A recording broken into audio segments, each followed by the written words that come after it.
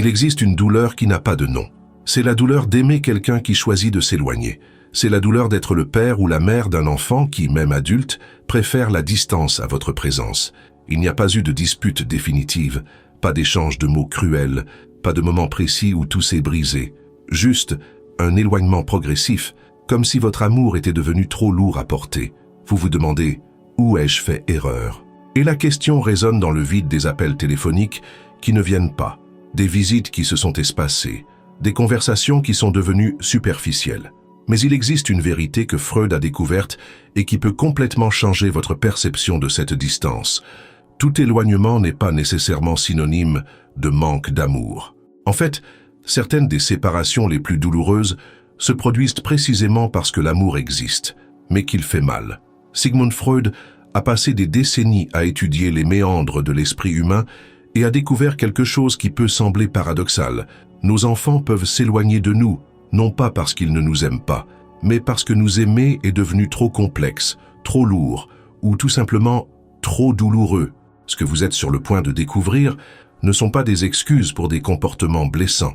Ce sont des explications qui peuvent vous libérer d'une culpabilité dévastatrice et, en même temps, ouvrir une voie réelle vers le rapprochement. Car, lorsque nous comprenons les mécanismes inconscients qui motivent ces éloignements, nous cessons de lutter contre des fantômes et commençons à guérir de vraies blessures. Préparez-vous à un voyage qui peut être inconfortable, mais qui est nécessaire. Dans les prochaines minutes, nous allons plonger dans les 7 découvertes les plus profondes de Freud sur les raisons pour lesquelles les enfants adultes s'éloignent des parents qu'ils aiment. Et peut-être qu'à la fin de cette compréhension, vous découvrirez que le silence entre vous n'est pas la fin de l'histoire, mais seulement une pause douloureuse dans un récit qui peut encore être réécrit. Mais pour comprendre comment l'amour peut se transformer en distance, nous devons commencer par ce que Freud appelait notre police interne, une voix cruelle qui vit dans l'esprit de votre enfant et qui, peut-être, porte votre visage. Imaginez que depuis son plus jeune âge, votre enfant ait intériorisé non seulement vos paroles d'amour, mais aussi vos expressions de déception. Pas seulement vos compliments, mais aussi vos silences lorsqu'il ne répondait pas à vos attentes. Cette intériorisation ne se produit pas à la suite de traumatismes majeurs, mais se construit à partir des petites frustrations quotidiennes, des regards qui disent « j'attendais mieux de toi », des comparaisons subtiles, des moments où l'approbation semblait conditionnelle. Freud a découvert que nous portons en nous une version sévère des figures qui nous ont élevés. C'est comme s'il y avait un tribunal interne qui jugeait constamment chaque action, chaque pensée, chaque choix. Pour certains enfants, cette voix intérieure est douce et guidante. Pour d'autres, elle est impitoyable et cruelle. Et cette différence peut définir toute la trajectoire d'une relation. Votre enfant adulte peut porter en lui une version de vous-même qui ne cesse de le critiquer. « Tu n'es pas à la hauteur », dit cette voix. « Tu déçois toujours », murmure-t-elle. Pourquoi n'arrives-tu pas à faire les choses correctement comme ton père, ta mère le voulaient? Et le plus cruel de tout, cette voix utilise votre visage, votre autorité, le poids de votre amour pour torturer son esprit. Considérez cela comme une radio interne qui ne capte qu'une seule station, celle de l'autocritique. Et cette radio a été réglée pendant l'enfance, lorsque chaque geste d'impatience, chaque soupir de frustration, chaque moment où vous avez montré de la fatigue ou de la déception s'est gravé dans sa mémoire émotionnelle. Nous ne parlons pas ici de cruauté délibérée. Nous parlons de moments humains, normaux, qu'un enfant sensible peut interpréter comme la preuve de son inadéquation fondamentale. C'est comme vivre avec un critique féroce qui connaît toutes vos insécurités. Chaque appel téléphonique peut activer cette voix. Chaque rencontre peut se transformer en un jugement interne où il n'est jamais assez bien. Être en sa présence peut être comme se tenir devant un miroir qui ne reflète que l'inadéquation. Et le plus dévastateur, plus vous essayez de vous rapprocher, plus cette radio cruelle joue fort. La voix ne dit pas seulement « vous n'êtes pas assez bien ». Elle construit des récits entiers. Si vous étiez vraiment un bon fils, vous ne ressentiriez pas cette réticence à appeler. Si vous étiez reconnaissant, vous rendriez visite plus souvent. Si vous étiez mature, vous n'auriez pas besoin de cette distance. C'est une torture sophistiquée, car elle utilise l'amour lui-même comme preuve d'échec. Alors il s'éloigne, pas par colère, mais par protection. Loin de vous, la voix s'affaiblit. La distance offre un soulagement à ce sentiment constant d'être jugé, évalué, considéré comme insuffisant. C'est une stratégie de survie émotionnelle. S'il ne peut pas faire taire le critique intérieur, il peut au moins s'éloigner de la source qui l'alimente. Et c'est là que réside l'aspect le plus cruel de ce mécanisme. Votre présence physique réactive tout le conditionnement de son enfance. Même si vous avez changé, même si vous êtes plus compréhensif aujourd'hui, son esprit reste ancré dans ses souvenirs émotionnels les plus anciens. C'est comme si vous étiez deux personnes à la fois, celle que vous êtes aujourd'hui et celle que vous représentez dans son inconscient. Le paradoxe douloureux est que vous, qui ne vouliez probablement que le meilleur pour lui, êtes involontairement devenu l'incarnation de son inadéquation. Chaque geste d'attention peut ressembler à une critique. Chaque question peut sembler être un test qu'il est destiné à échouer. Votre inquiétude sincère peut être interprétée comme la preuve qu'il est, en effet, une source d'inquiétude. La tragédie s'aggrave car plus vous essayez de compenser, en étant plus gentil, plus compréhensif, plus présent, plus sa voix critique intérieure peut devenir intense. « Regarde comme papa-maman fait des efforts », dit la voix. Cela prouve à quel point tu es problématique. Si tu étais normal, il n'aurait pas besoin de faire autant d'efforts.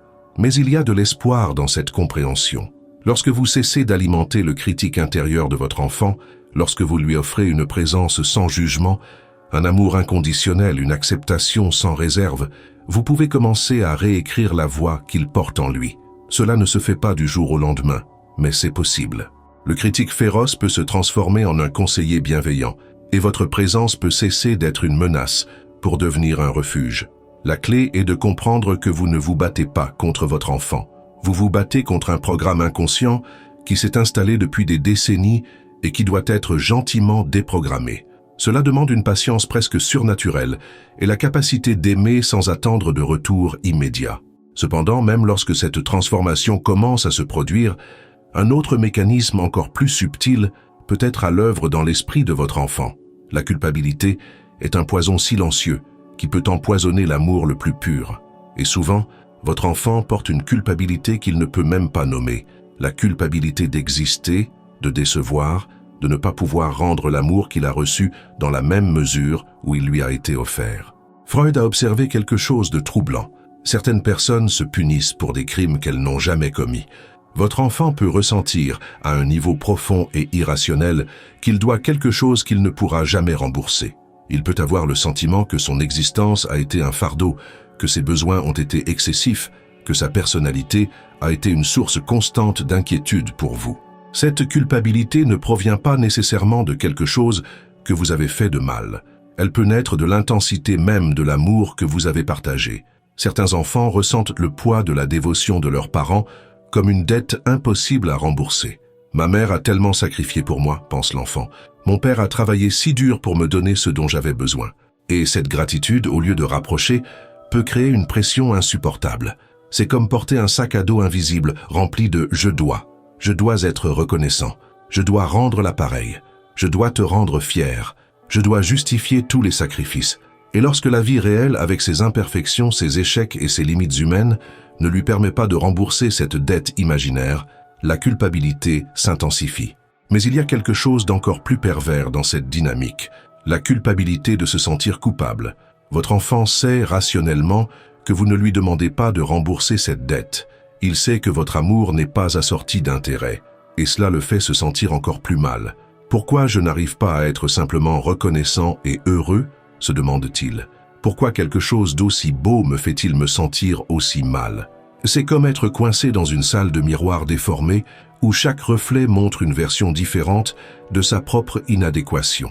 Le miroir de la gratitude montre « tu devrais être plus reconnaissant ». Le miroir de la réciprocité montre « tu ne pourras jamais rendre l'appareil ». Le miroir de la simplicité montre « pourquoi ne peux-tu pas simplement aimer sans complication ?» Votre enfant adulte vous regarde et ne voit pas seulement un père ou une mère, mais un créancier émotionnel. Chaque rencontre peut ressembler à une demande silencieuse. Chaque geste d'affection peut sonner comme un rappel de tout ce qu'il devrait vous rendre, mais ne peut pas. Votre simple présence peut déclencher un sentiment d'inadéquation qui le consume. Et pire encore, il se sent coupable de ressentir cela. Freud a découvert que la culpabilité inconsciente peut être plus destructrice que toute culpabilité consciente, car elle opère sans logique, sans limite, sans possibilité de résolution.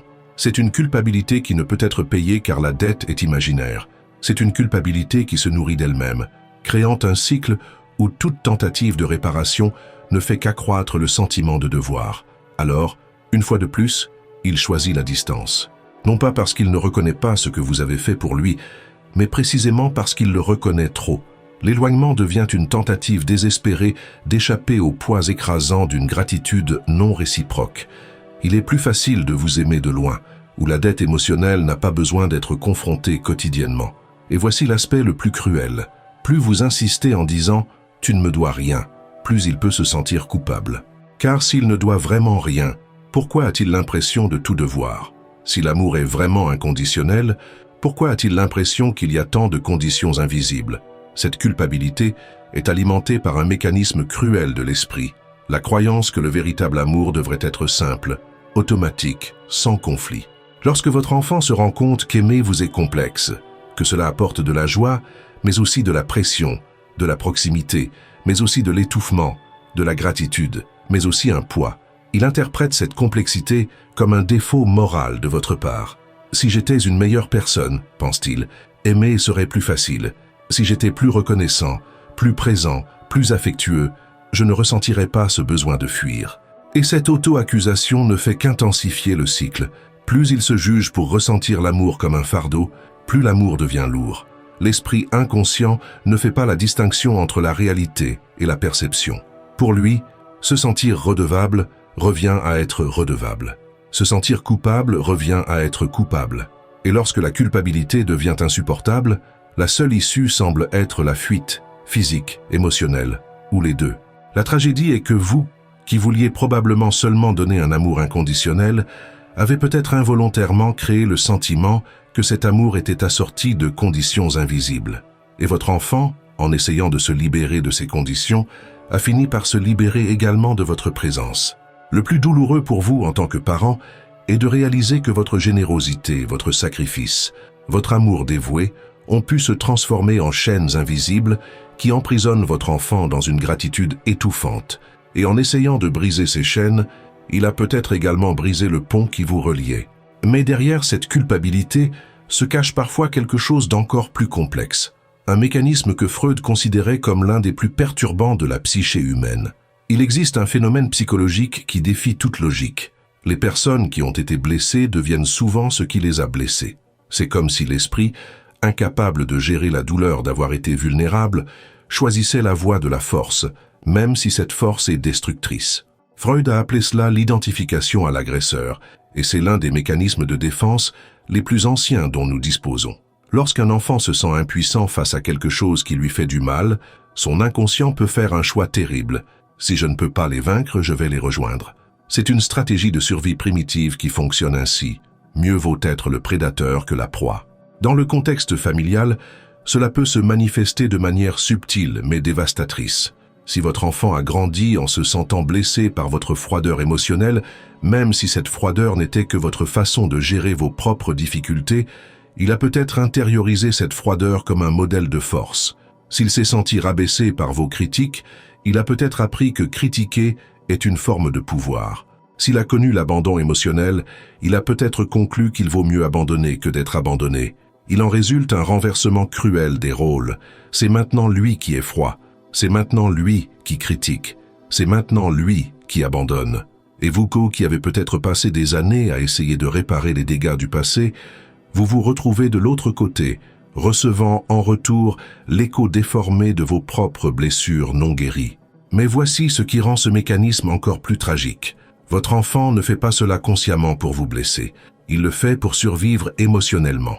Au plus profond de son psychisme, il croit que devenir comme vous étiez est le seul moyen de ne pas être blessé comme vous l'avez été. C'est une logique enfantine qui opère dans un corps adulte.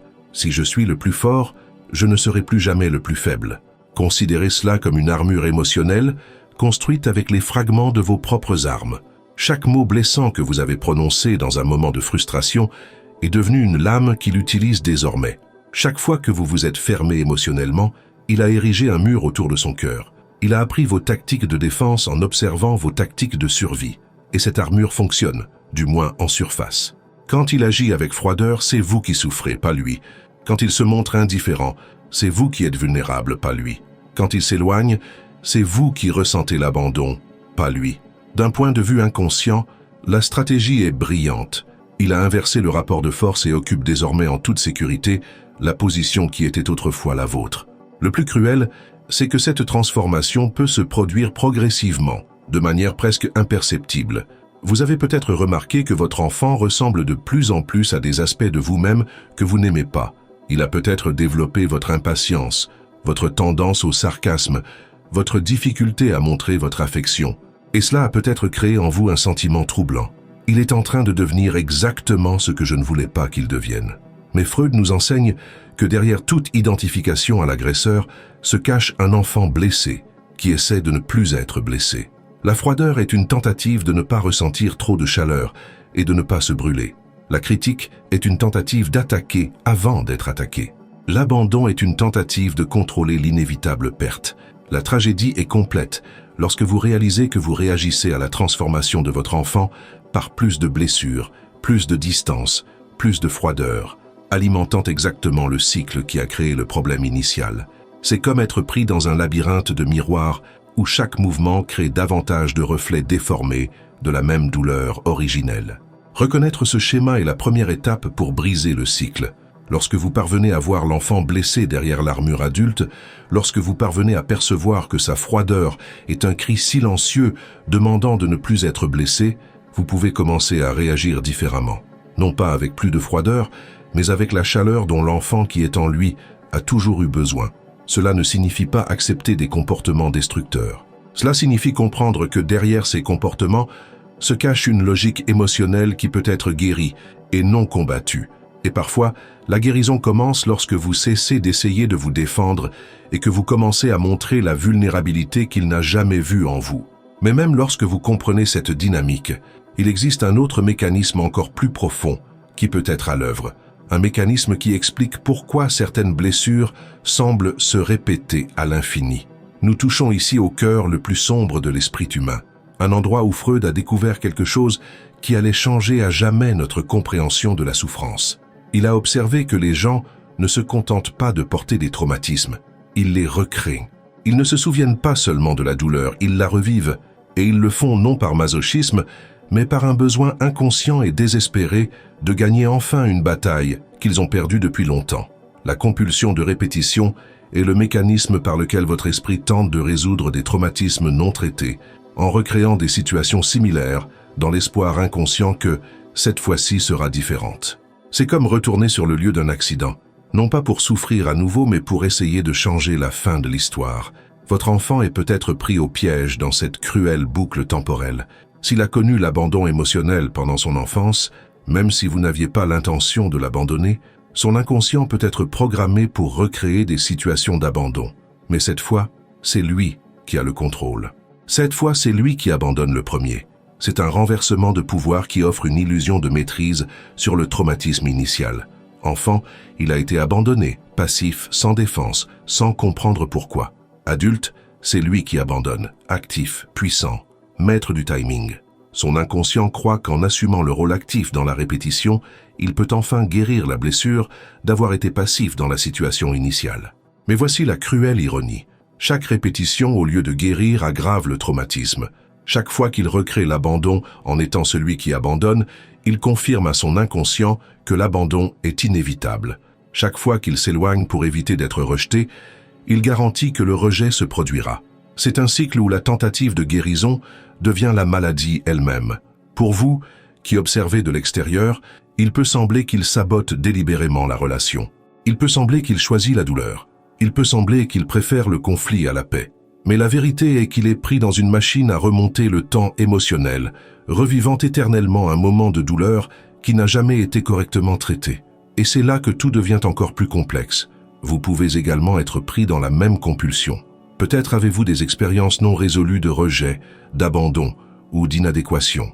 Peut-être que la distance qui vous sépare de votre enfant réactive vos propres traumatismes anciens. Et peut-être réagissez-vous d'une manière qui alimente sa compulsion, créant un système fermé où vous revivez tous les deux des douleurs dont vous n'avez même pas conscience. C'est comme deux personnes prisonnières de cauchemars séparés qui s'entremêlent. Il revit l'abandon en abandonnant. Vous revivez le rejet en étant rejeté. Et vous croyez tous les deux que vous réagissez au présent alors qu'en réalité, vous réagissez au passé. Si vous êtes arrivé jusqu'ici dans cette vidéo, c'est parce que quelque chose résonne profondément en vous. C'est parce que vous reconnaissez ces schémas, ces douleurs, ces dynamiques qui semblent plus grandes que vous deux. Si vous voulez poursuivre ce voyage vers la compréhension, si vous voulez explorer davantage de contenus qui peuvent vous aider à briser ces cycles, laissez un like et abonnez-vous à la chaîne. Parce que ce que nous faisons ici, ce n'est pas seulement regarder une vidéo. Nous désamorçons des bombes émotionnelles qui explosent depuis des générations. La libération de la compulsion à la répétition commence par la prise de conscience. Lorsque vous parvenez à voir le schéma, lorsque vous parvenez à identifier le moment où le passé prend le dessus sur le présent, vous avez la possibilité de choisir une réponse différente. Mais cela demande un courage extraordinaire. Le courage de ne pas réagir au scénario émotionnel qui se joue, mais de répondre à la personne réelle qui se trouve devant vous. Briser une compulsion à la répétition, c'est comme arrêter un train en marche. Cela demande de la force, de la détermination et surtout, la volonté de tolérer l'inconfort de faire quelque chose de différent. Car lorsque vous cessez d'alimenter le schéma, lorsque vous refusez de participer à la représentation traumatique, tout le système est en état de choc. Et dans ce choc, dans cette pause inattendue, quelque chose de nouveau peut émerger. Mais même lorsque vous parvenez à briser un schéma répétitif, vous pouvez encore être confronté à un défi qui est peut-être le plus délicat de tous, un défi qui a moins à voir avec le traumatisme qu'avec la croissance. Nous arrivons maintenant à un domaine que de nombreux parents préfèrent ne pas explorer, car il exige que nous reconnaissions quelque chose qui va à l'encontre de tous nos instincts. Parfois, nos enfants ont besoin de s'éloigner de nous pour devenir qui ils sont vraiment. Et ce besoin ne naît pas d'une pathologie ou d'un traumatisme, mais d'une bonne santé psychologique. Freud a compris que l'individuation, le processus qui consiste à devenir un individu unique et autonome, est l'une des tâches les plus cruciales du développement humain. Pour certaines personnes, cette tâche peut être accomplie en restant proche de leur famille. Pour d'autres, en particulier celles qui ont grandi dans un environnement émotionnellement intense ou avec des attentes élevées, l'individuation peut nécessiter une distance physique et émotionnelle. Considérez l'individuation comme le processus de sculpture d'une statue. Si la pierre d'origine, la famille, a une forme très définie, très marquante, il peut être nécessaire d'en briser de gros morceaux pour que la forme individuelle émerge. Ce n'est pas un acte de destruction, mais de création. Ce n'est pas un rejet de la pierre d'origine, mais la nécessité de créer quelque chose de nouveau à partir de celle-ci. Votre enfant a peut-être réalisé consciemment ou inconsciemment qu'être trop proche de vous signifie vivre dans votre ombre émotionnelle. Pas nécessairement parce que vous le dominez ou le contrôlez, mais parce que votre personnalité, vos attentes, votre propre parcours de vie sont si présents qu'il n'arrive pas à entendre sa propre voix intérieure. C'est comme essayer d'accorder un violon à côté d'un orchestre qui joue fort. Peu importe la beauté de la musique de l'orchestre, le violon a besoin de silence pour trouver son propre son. Et pour certaines personnes, ce silence ne peut être trouvé que loin de la symphonie familiale, aussi harmonieuse soit-elle. Ce type de détachement est différent des autres que nous avons explorés. Il n'est pas motivé par la colère, un traumatisme ou la peur. Il est motivé par un besoin évolutif de découvrir « Qui suis-je quand je ne suis pas un enfant ? Qui suis-je quand personne n'attend rien de moi en particulier ?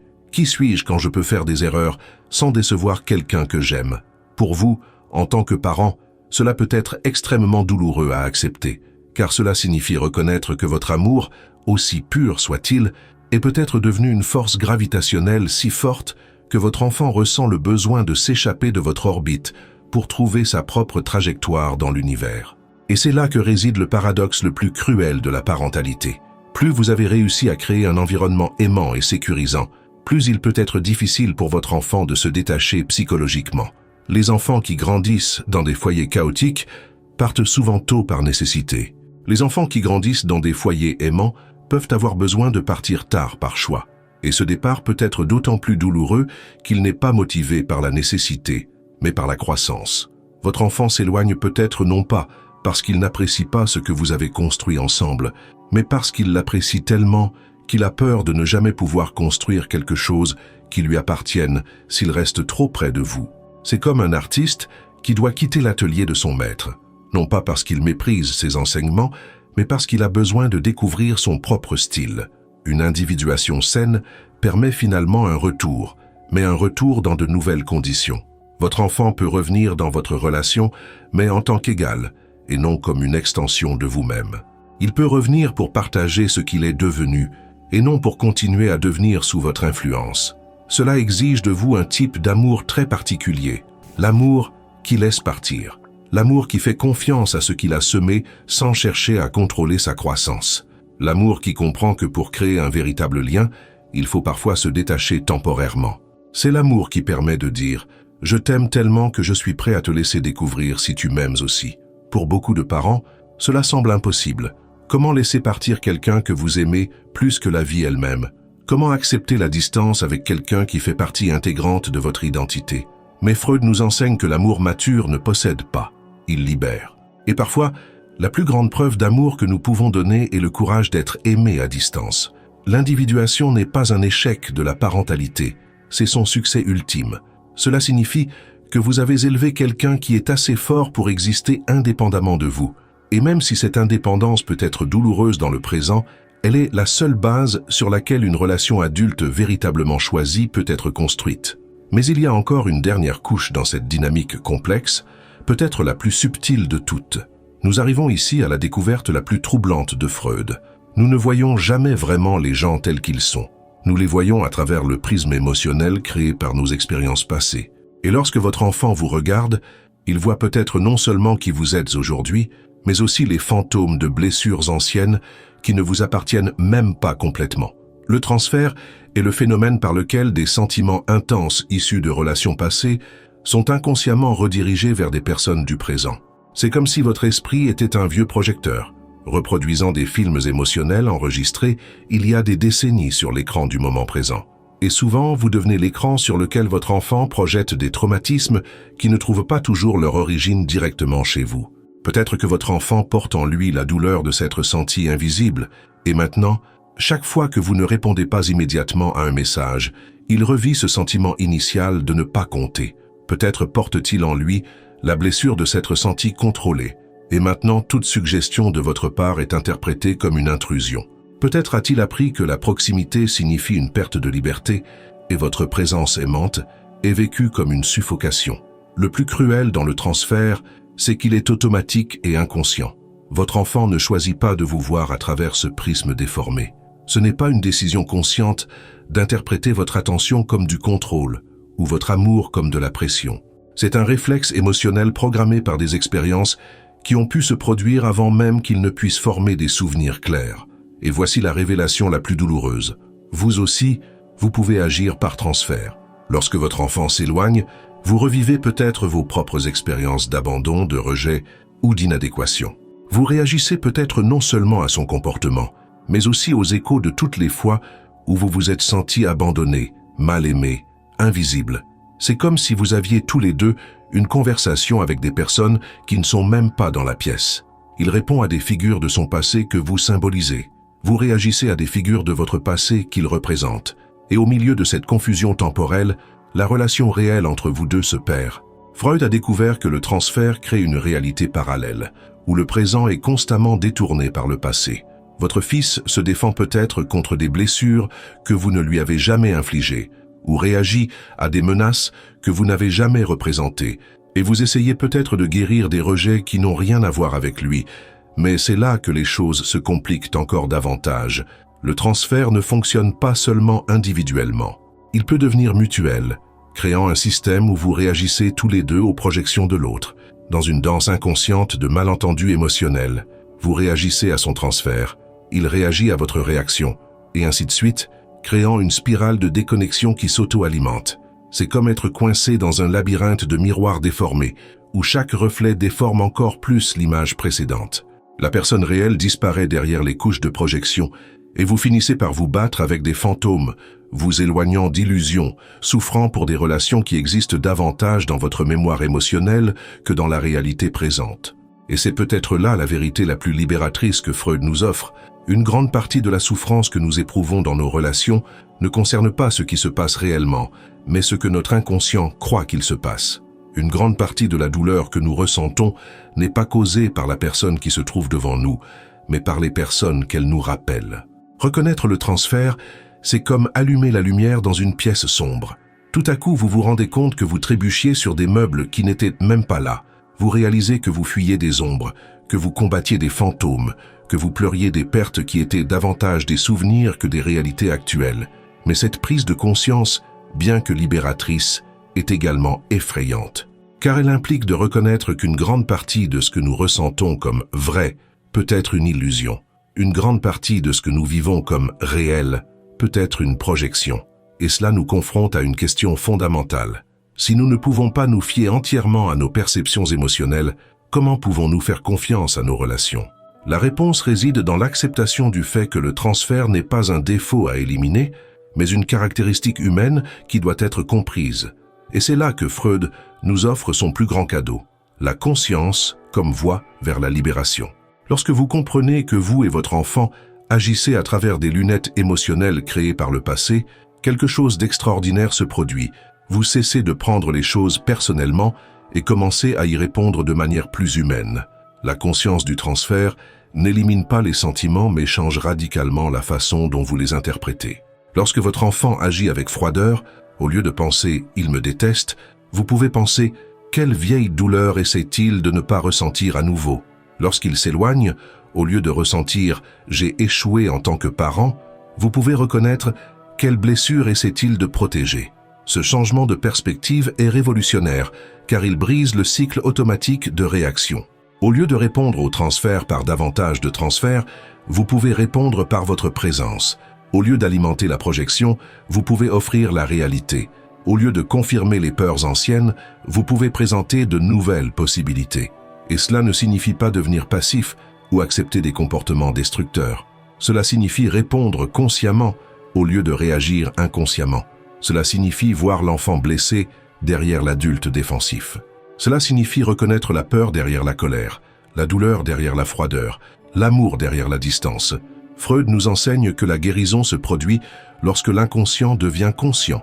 Dans le contexte des relations familiales, cela signifie que la reconnexion devient possible lorsque les deux parties parviennent à voir au-delà des projections et à se retrouver dans la réalité du moment présent. Mais comment faire concrètement? Comment offrir une présence réelle au milieu des transferts émotionnels? Commencez par de petits gestes de conscience. Faites une pause avant de réagir. Respirez avant de répondre. Demandez-vous, est-ce que cela concerne le présent ou le passé? Avant d'agir. Lorsque votre enfant se montre froid, au lieu de lui rendre l'appareil, vous pouvez lui offrir de la chaleur sans attente. Lorsqu'il critique, au lieu de vous défendre, vous pouvez reconnaître la douleur qui se cache derrière la critique. Lorsqu'il s'éloigne, au lieu de le poursuivre, vous pouvez simplement rester disponible. Il ne s'agit pas d'une stratégie pour le faire revenir. Il s'agit d'une pratique d'amour conscient qui reconnaît que chaque personne a son propre temps de guérison, son propre rythme de croissance, son propre cheminement vers l'éveil. Et que parfois, la chose la plus aimante que nous puissions faire est de créer un espace sûr où ce cheminement peut se faire, même si c'est loin de nous. La libération qu'offre Freud n'est pas la garantie que toutes les relations seront réparées ou que toutes les douleurs seront guéries. C'est la liberté d'aimer sans être attaché au résultat de cet amour. C'est la capacité d'offrir sa présence sans exiger de réciprocité. C'est la sagesse de semer les graines de la compréhension en sachant que la récolte peut avoir lieu à des saisons que vous ne verrez pas. Et peut-être qu'au final, c'est là la définition la plus profonde de l'amour mûr, la capacité d'aimer quelqu'un dans son parcours, même lorsque ce parcours l'éloigne de vous. Le courage de croire que le véritable amour ne possède pas, mais libère. Et que parfois, la plus grande preuve qu'une personne a appris à aimer est sa capacité à lâcher prise. Votre relation avec votre enfant ne sera peut-être plus jamais la même. Elle peut se transformer en quelque chose de complètement nouveau. Elle peut rester distante pendant un temps qui semble éternel, ou elle peut s'épanouir d'une manière que vous n'auriez jamais imaginée. Mais quoi qu'il arrive à l'extérieur, vous pouvez trouver la paix à l'intérieur en comprenant que vous avez fait votre part. Vous avez aimé consciemment. Dans les commentaires, partagez. Laquelle de ces dynamiques résonne le plus avec votre expérience? Quel transfert reconnaissez-vous dans vos propres relations familiales? Votre honnêteté pourrait être la clé dont un autre parent a besoin pour commencer son propre cheminement vers la libération. N'oubliez pas, vivre en pleine conscience est un choix. Éveillez votre esprit, affrontez vos désirs et éclairez votre ombre. Comptez sur moi pour vous accompagner dans ce cheminement et continuez à suivre les prochaines vidéos de la chaîne.